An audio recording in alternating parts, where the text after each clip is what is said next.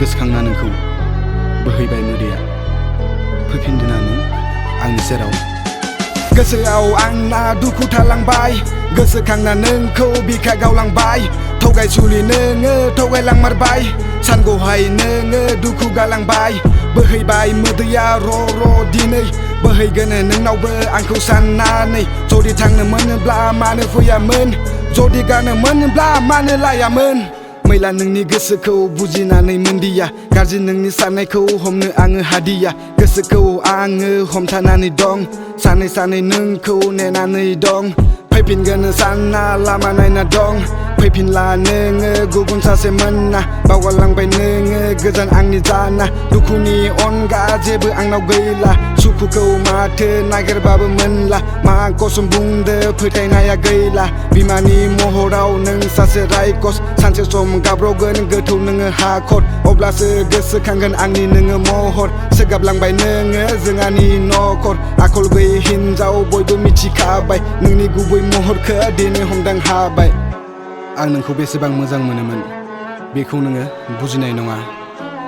अननाय होदोंमोन आं नोंनो बेसेबां नों बेखौ मिथिब्ला आंखौ गारनानै मालाबाबो थांनाय नङा। सानदोंमोन नोंखौ बजबनानै लानो रुजु रुमु नोंजों संसार जालांनो। थैस' थांस' सानैजों सिमां सुजुनो फिसा जोंनि नखराव मिनि खुसि थानो। गोरोन्थिखौ बुजिदो प्लिज नों फैफिनदो अननाय नोंनाव दङब्ला नों अनफिनदो।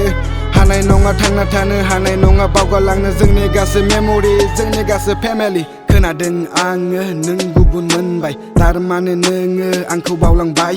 लाजिनो सोलोंदो नों एसे बुजिदो हौवानि फारसे नों सानहरदो नखरनि फारसे गियान लाफिनदो।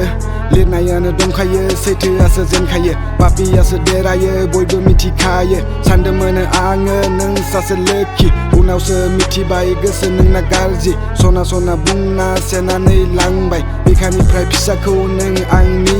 आरज गाबो इसोरनाव निमाहा बियो नोंनाव फैफिनदोना नोङो आंनि सेराव।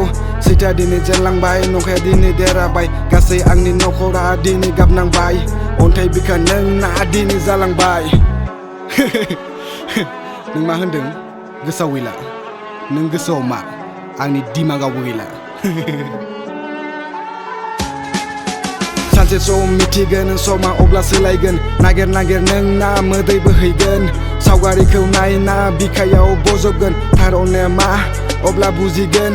होयोमोन नोंनो हाजासे अननाय होलांबाय नोङो आंनो नंखाय अननाय। गालांगोन आङो मोनसे हिस्टरि मिथिगोन अब्लासो बयबो काहिनि। लोगोफोर बे सैथो बाथ्रा नों हाजासे अननाय होयोब्लाबो नोंखौ बेयो गारनानै थांखागोन।